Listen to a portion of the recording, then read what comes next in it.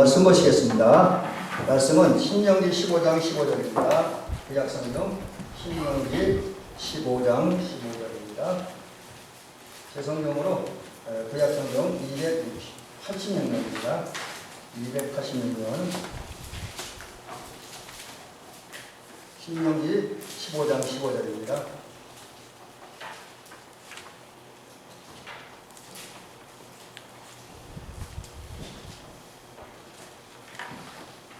다 찾으셨죠?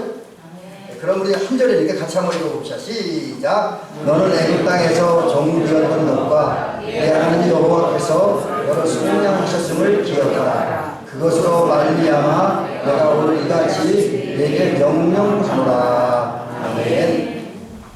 오늘은 그 광복절 기념주일인데 이 말씀을 이런 주일에 그리스도인된 우리가 기억해야 할 것 이런 제목으로 말씀을 드리려고 합니다.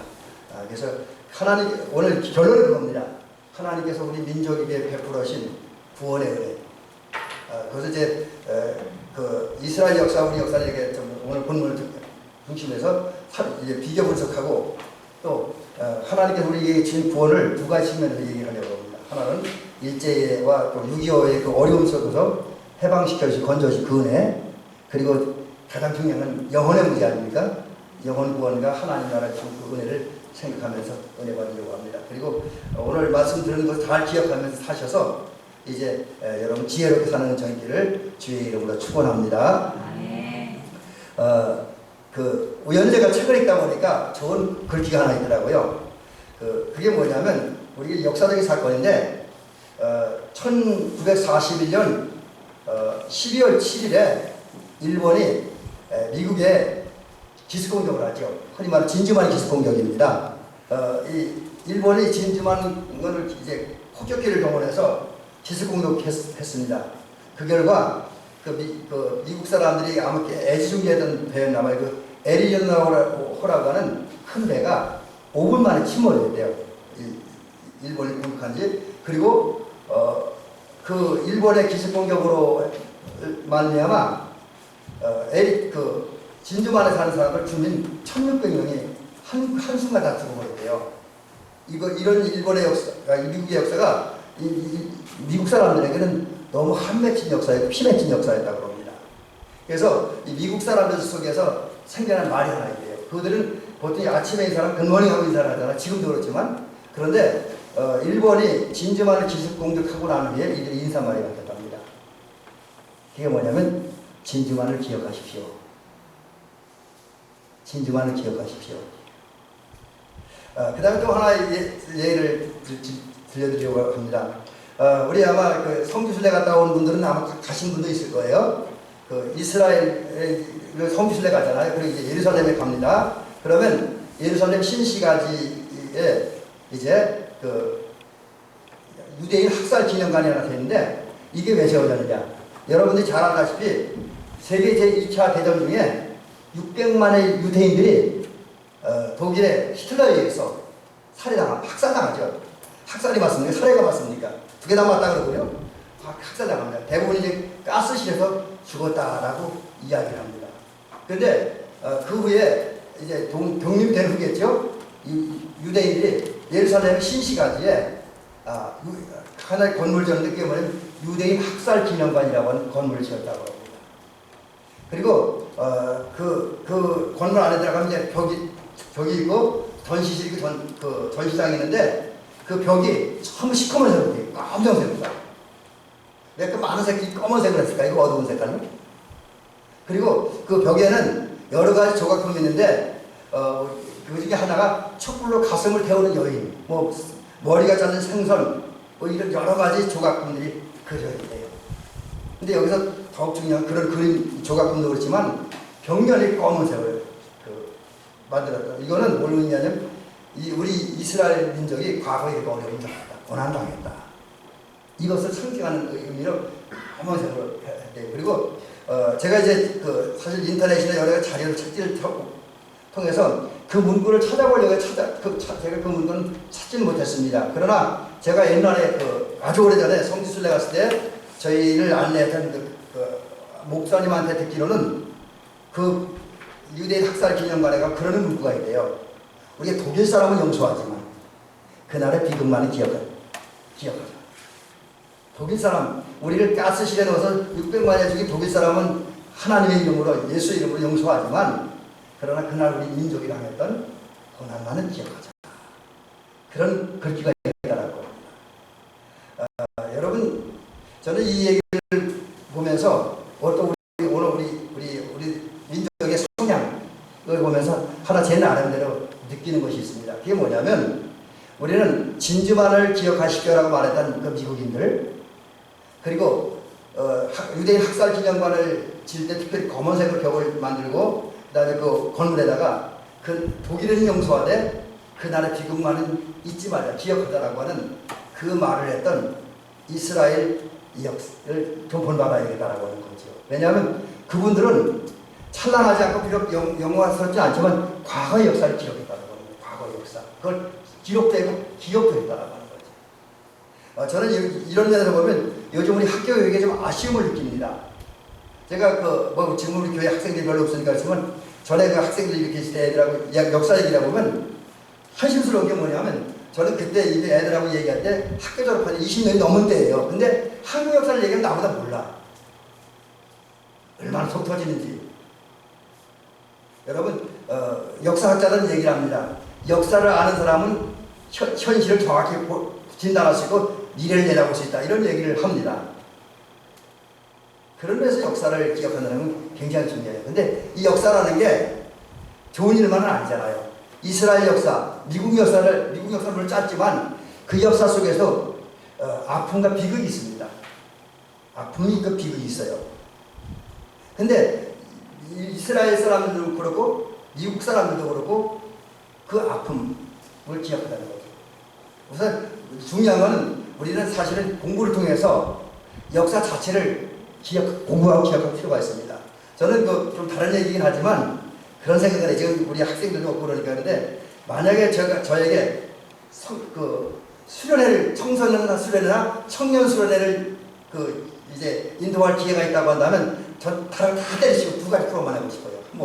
한 3박 4일 정도, 하나 성경 읽는 거, 다른 것도 필요, 성경 읽는 거, 그 다음에 또한 한국 역사를 제가 하든지 아니면 누구 특별 강사를 불러든지 해서 저기 우리 우리 고대사부터 시작해서 현대사까지 한국 역사를 이 진보 성향으로 치우지 않고 보수 성향으로 치우지 않는 객관적인 면에서 역사 공부를 한번 청소년들에게 시키고 싶은 그런 생각이 있습니다. 그러나 제가 오래전부터 가지고 있는 꿈입니다. 한번 해보고 싶어요. 근데 아직까지 하나님께서 그런 게 저에게 안 주셔서 좀 아쉬움은 있습니다. 하여튼 저는 역사에 관심이 많아요. 그래서 느끼는 게 우리 역사 자체를 기억할 수 있어야 돼요. 역사 자체를. 그리고 그 모든 역사 속에는 좋은 점이나 나쁜 점이나 영광스러운 점이나 고통스러운 점이나 다 그 사건 속에는 의미가 있고 교훈이 있습니다. 역사적인 의미가 있고 교훈이 있다는 거는 교회사도 마찬가지입니다. 사실 우리 한국교회도 교회사를 좀 공부할 필요가 있습니다. 교인들이. 우리 교회 와서 참 안타까운 게 우리가 지금 올해 56주년 지냈잖아요. 근데 교회사 역사 자료가 별로 없다는 게 참 안타깝습니다. 지금 제가 가지고 있는 자료는 제가 와서 15년 목회하면서 있었던 제 목회 사역에 관한 기록들과 하고, 그 다음에 교회 초창기 때 우리 박상도 목사님 저한테 주신 자료가 A4용 한 장 정도, 그러니까 역대 담임 목사님 명단하고, 그 다음에 우리 교회 한 번이가 두 번 지은 거 개척 과정 그 기록들이 없어요. 그건 참 안타깝습니다. 할 수 있으면 중간에 그 역사를 좀 어떤 흔적이나 자취를 캐냈으면 좋겠다는 생각이 들어요. 하여튼 역사, 우리 교회사도 그렇고 일반사도 그렇고 역사 속에 다 의미가 있고 교훈이 있습니다. 그래서 우리가 그것을 다 더듬어 보면 오늘 우리 이 시대의 문제가 뭐고 우리 앞으로 어떻게 살아야 되는가, 또 그것을 발견할 수 있고 또 그것에 필요한 결단할 수 있는 그런 기회가 되어진다라고 하는 거죠. 그런 면에서 보면 우리 역사를 기억할 필요가 있다. 교회사도 그렇고 개인사도 그렇고 또 국가적으로 볼 때도 역사를 기억할 필요가 있다라는 사실을 느낍니다. 그런데 여러분, 지금 제가 기억에 대한 얘기를 먼저 하는데 이 기억이라는 건 굉장히 중요합니다. 한국인하고 미국 사람들 아까 제가 말씀드린 것처럼 과거 역사를 기억을 해야 되는데 왜 기억해야 돼요? 기억에 굉장히 중요한 가치와 어떤 그 필요성이 있기 때문에 그렇다라고 하는 거죠. 여기 그 어떤 사람이 얘기했는데 제가 영어 발음이 안 좋아서 이 영어를 소개를 해드리지 않을게요. 근데 이 두 분이 그 기억의 중요성을 이렇게 얘기를 합니다. 기억은 낙심자를 소생시켜 하는 원동력이다. 이런저런 일 때문에 실망하고 좌절에 빠진 사람을 다시 재기하게 하는 원동력이 되는 게 기억이에요. 저는 이거 실험은 안 해봤습니다. 근데 그분 그래. 근데 그게 맞다고 생각을 합니다. 그 다음에 또 이제 신앙적인 면에서 얘기했는데 기억이라는 것은 하나님 안에서 영적 생명과 기쁨을 다시 창조하는 순간의 능력이다. 그렇게 얘기를 하고요. 또 더 극단적인 얘기는 무슨 얘기가 하냐면 이분들은 기억은 생명 그 자체다. 그러면서 무슨 얘기를 하냐면 이 죽은 사람이 모인 세계에는 기억이 없다는 거죠. 죽은 자가 있는 곳에 기억이 없다. 여러분 우리가 이거 좀 심한 얘기긴 하지만 살면서 과거의 것이 현재의 것은 아무런 기억도 없이 산다고 하면 어떤 면 정기적으로 죽었다고까지 얘기할 수 있습니다. 산 사람이 모인 곳은 반드시 무언가를 기억해내게 되어 있습니다. 또 그런 얘기도 하네요. 이 기억력이라는 것은 뭔가를 기억한다는 건 신앙을 살리는 그런 능력이고 비결이다. 신앙을 소생시키는 길이다. 이렇게 이야기까지 합니다. 여러분 이런 면에서 기억한다는 것이 너무너무 중요한 것이죠. 그러니까 하나님에 대한 지식을 갖고 하나님에 대한 신앙을 갖고 그리고 하나님을 사랑하고 하나님께 순종하고 하나님을 헌신하는 것 이것은 어느 때 가능하냐면 내가 하나님의 역사를 체험하고 은혜를 체험하고 또 어떤 내가 주의 일을 했을 때 그 사역한 결과 열매가 있었잖아요. 그것에 대한 아름다운 기억이 있으면 우리는 하나님에 대한 더 분명하고 확실한 지식과 신앙과 사랑을 가질 수 있다라는 것이죠. 그런 면에서 하나님을 기억한다는 거 굉장히 중요하다라고 하는 거죠. 자 그러면 이제 오늘 본문으로 돌아와서 그리고 오늘 우리 한국 역사, 우리 한국 사회 이런 것을 돌아보면서 우리 그리스도인들이 기억해야 될 게 무엇인가 이 부분을 좀 말씀을 드려보려고 합니다. 여러분 하나님은 우리에게 말씀하십니다. 오늘 본문 얘기입니다. 너는 애굽 땅에서 종 되었던 것과 네 하나님 여호와께서 너를 속량하셨음을 기억하라. 뭐냐면 오늘 본문에서 하나님은 우리들에게 두 가지를 기억하라는 거죠. 두 가지. 근데 그 중에 첫 번째 기억해야 될 게 뭐냐면 이스라엘 백성들과 우리들에게 공통적으로 주시는 말씀이 당신들이 전에 종되었던 것을 기억하라. 이 종이란 말을 우리가 이렇게 보면 지금 주의 종, 하나님의 종 하니까 좋은 느낌으로 돼야 하는데 이 신명기 15장 15절에 있는 이 종이라는 의미는 그래서 좋은 의미는 아닙니다. 이 원어 히브리어를 제가 찾아보니까 이 말은 노예라고 하는 거예요. 노예. 그러니까 이제 지금 하나님께서 이스라엘 백성들에게 너희는 전에 애굽에서 종되었던 것을 기억하라 이런 말씀을 주셨는데 이거는 너희가 전에 애굽에서 노예 생활하는 것을 기억하라 이런 얘기입니다. 노예 생활. 그럼 왜 그럼 이스라엘 백성들이 노예 생활합니까? 무려 430년을 노예 생활하는데 그건 이제 바로 야곱부터 시작이 되죠. 이제 팔레스틴 지역에 큰 재앙이 많으니까 흉년 생활 터전을 마련하기 위해서 결국 70명의 가족들을 이끌고 애굽으로 내려가잖아요. 그리고 애굽으로 내려간 다음에 그 성서학자들은 이야기를 합니다. 한 100년 정도, 최소한 100년 정도는 야곱의 가족들 이스라엘 백성들이 애굽에서 편안히 살았다라고 하는 거죠. 이유는 요셉이 애굽에서 공로가 있기 때문에, 업적이 있기 때문에. 근데 성경에도 기록된 것처럼 시간이 지나면서 요셉이 잊혀집니다. 물론 요셉도 역사의 무대 뒤를 사라졌고 요셉도 잊혀지고 요셉의 공로도 잊혀졌습니다. 그러자 요셉의 업적을 기억하지 못하는 바로와 관리와 애굽 백성들이 등장을 합니다. 근데 그들이 등장하는 보니까 다른 지역에 온 히브리 민족이 얼마나 크게 번성하는지 힘도 세고 또 애기도 많이 잘 낳고 인구도 빨리빨리 늘어나니까 두려움을 갖게 됩니다. 그래서 자기들이 지혜롭게 한다고 하는 것 때문에 그 이제 바로가 이스라엘 백성들을 학대하는 정책을 쓰잖아요. 그래서 이스라엘 백성들은 엄청난 고난을 당하는데 그 고난 중에 하나가 뭐냐면 그 출애굽기 1장 2장에 보면 이제 일할 수 있는 재료 성을 쌓으라니까 돌을 주든지 벽돌을 주든지 뭐 집을 주든지 흙을 주든지 해야 되는데 그런 것도 안 주고 또 일 시켜놓고 품값도 안 줍니다. 제가 임금이라는데 품값도 안 줘요.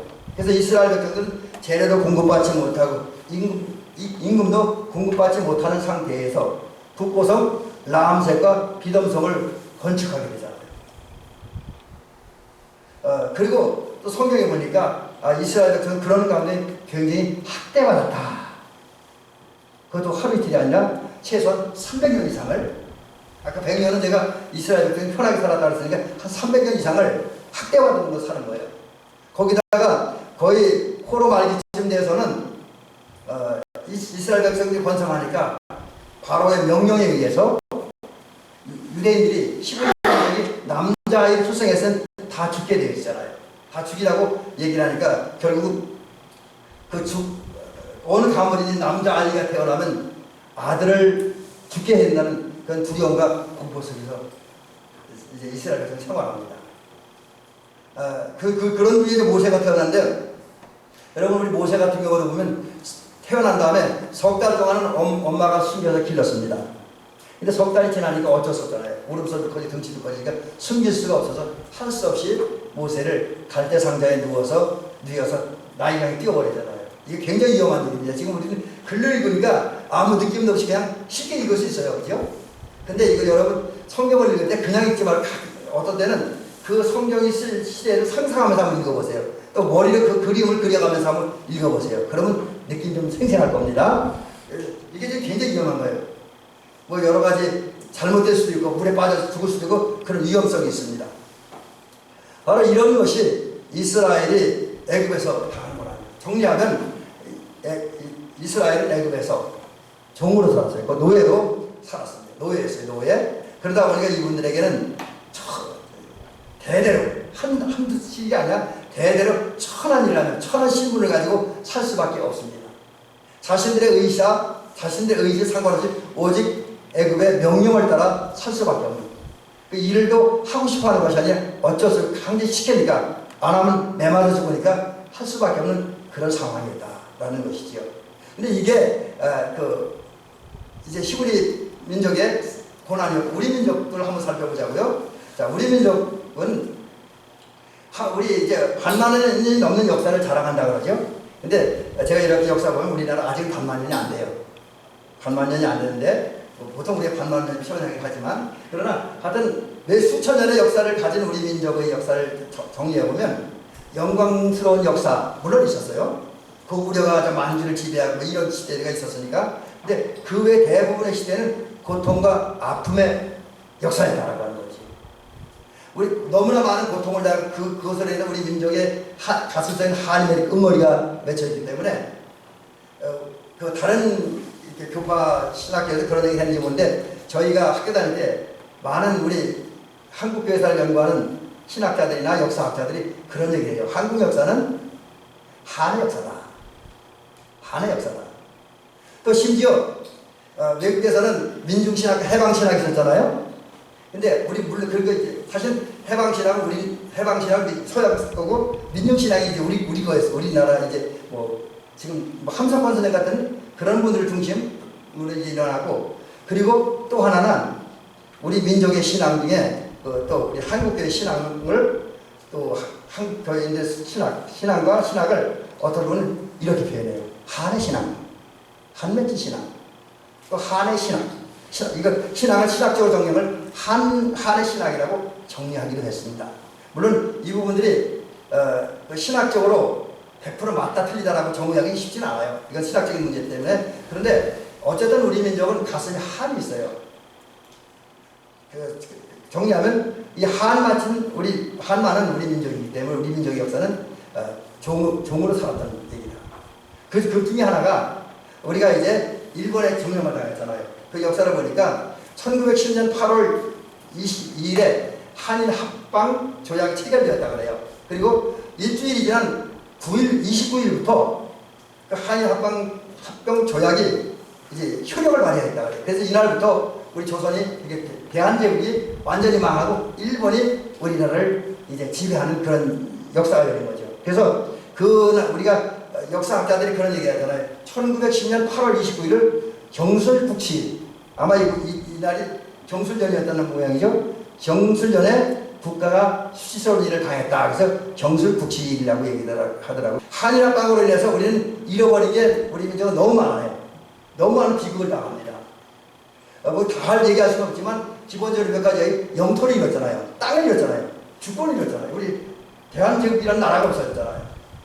왜 일본 민족이 우리 지배하는 상황이 됐으니까 또 그 시절에 우리는 말도 글도 풍수 탕로도 다 뺏겨버렸어요.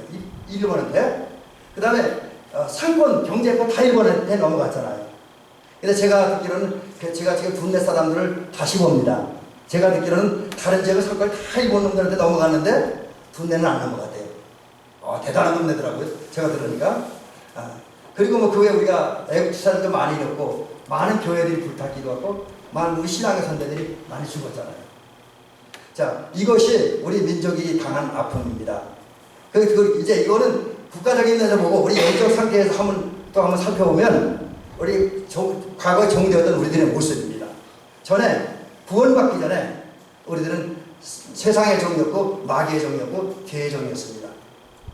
그랬기 때문에 우리나라에서는 구원받기 전에 아마 어쩌면 여기 성도님들 가운데 예수 믿기 전에 이렇게 살았던 분들 있는지 몰라요.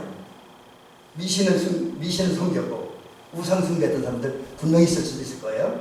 과거니까 탓하지 않을게요. 과거에 물어봐도 소용없는 얘기니까. 그 다음에 이제 마귀와 세상에 종되다 보니까 불신, 하나님을 믿지 않고 하나님께 불순종하고 사람들끼리 미워하고 시기하고 질투가 충만한 그런 삶을 살았습니다. 또 마귀적인 사상을 갖고 있다 보니까 다른 사람을 평가하고 비판하고 정죄하고 다투고 분열하고 싸우는 그런 삶을 살았습니다. 여러분, 우리가 다른 사람 너무 평가하기 좋아하고 비판하기 좋아하고 정죄하기 좋아하는 이거 절대 좋은 일 아닙니다. 사실 성도들도 자기 신앙 기준을 가지고 자기 성경적 지식을 가지고 다른 사람 비판하고 정죄하는 이건 마귀적인 일입니다. 이거 좋은 거 아닙니다. 이걸 우리가 성경적으로 얘기를 하면 범죄한 다음에 하나님의 형상을 상실했고 하나님을 알지 못하는 자연인을 전락하는, 그래서 하나님과 관계없는 인간 전락하다 보니 우리 인간이 이렇게 된 거예요. 이게 우리가 지금 제가 이제 영적인 면, 육체적인 국가적인 면에서 우리 민족의 고난을 말씀드렸습니다. 자, 그런데 우리는 그런 과거에 영적인 종이 되었고 또 과거에 일본이나 또 다른 강대국의 종이 되었던 과거를 기억해야 됩니다. 또 하나 기억해야 될 게 있습니다. 오늘 본문에 보니까 우리는 하나님 우리 속량해 주신 것을 기억해야 한다는 것입니다. 속량. 이 속량이라고 하는 말은 이 원어를 보니까 히브리어로 파다라고 하는 말이죠. 파다. 이 말은 대속한다, 구조하다, 구원한다는 뜻이 있습니다. 여기서 제가 지금 제 마음에 들어온 얘기가 구조한다. 그게 제일 마음에 들어요. 그리고 구원한다 그 말. 그러니까 이제 이 말대로 이스라엘은 애굽에 종된 상태였는데 이런 노예 상태에서 하나님께서 이스라엘 백성을 구조하셨습니다. 다른 말로 구원하셨습니다.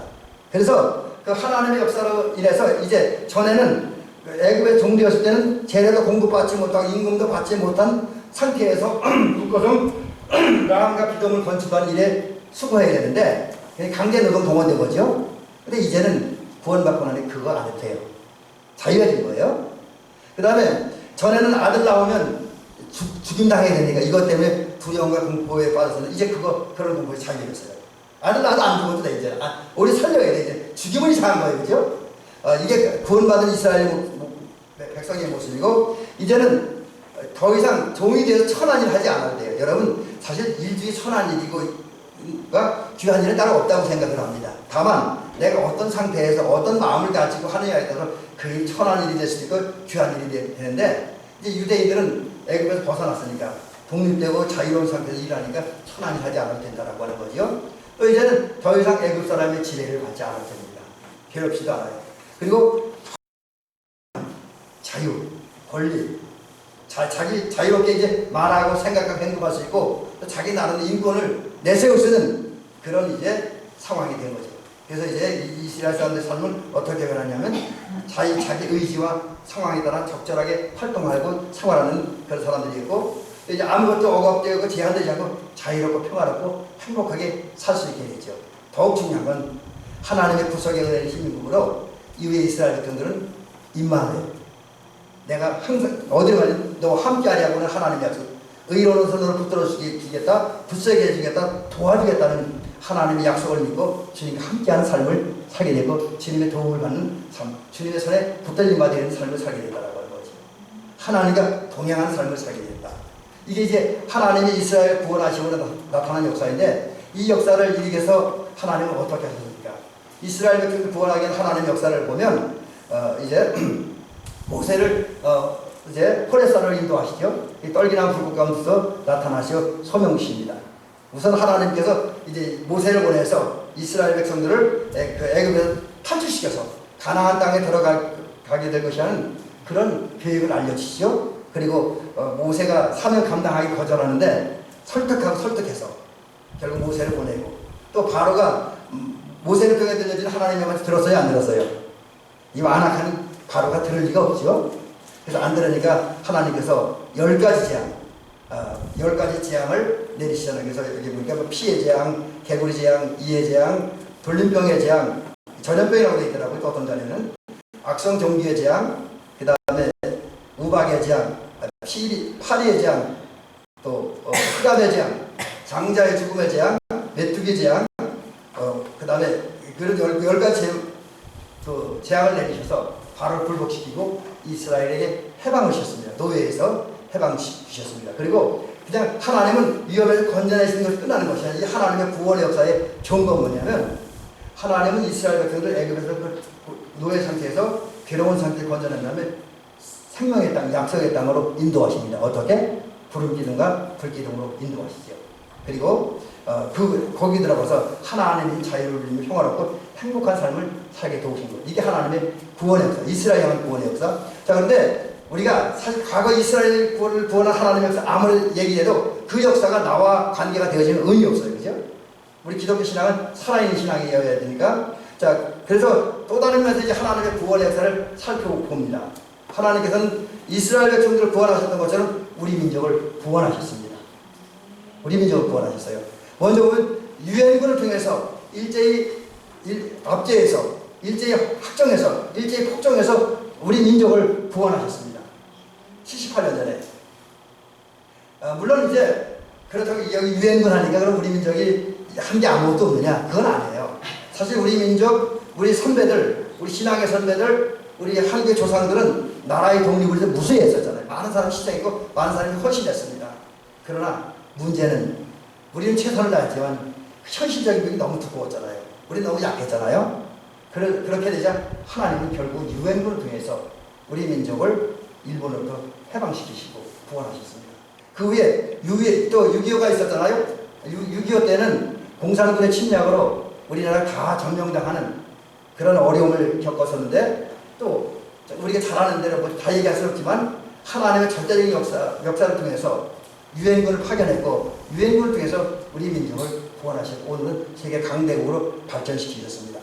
결국 정리하면 하나님은 우리가 일제 탄압을 당할 때 또 북한 공산군의 침략으로 고난당할 때 그 고난 때문에 너무 힘들어 탄식하고 울부짖는 한 맺힌 우리 한국 민족의 한국의 성도들 한을 들으시고 해결해 주셨습니다. 그 결과 유엔군을 통해서 우리를 구원하신 거죠. 그리고 그 해방을 맞아 우리나라가 지금 온 거예요. 반면에 영적인 면에서 한번 살펴볼 필요가 있습니다. 영적인 면에서 보면 구원받기 전의 모습을 에베소서 2장에 보니까 육체로는 이방인이었다. 하나님과 관계없는 사람이었다. 또 할례 받지 못한 사람이었다. 이것도 하나님과 관계없는 사람이었다는 의미가 있죠. 또 그리스도 밖에 있었다. 예수의 은혜를 받을 수 없는 사람이었다는 거죠. 그리고 하나님의 약속과는 관계없는 외인, 소망도 없고 하나님도 없는, 결국 구원받기에 전혀 불가능한 상태에 있었다라고 하는 거죠. 그런데 하나님께서 이러한 우리들에게 은혜를 주심으로 이제 우리를 구원하셨습니다. 어떻게? 여러분 잘 아는 대로 예수님의 십자가를 통해서 예수님이 십자가에 달려 죽으시고 피 흘리심으로 저와 여러분들을 구원하셨습니다. 그리고 예수님이 십자가에 달려 죽으시면서 다 이루었다 선언하셨잖아요. 구원의 역사를 완성하셨다는 거예요.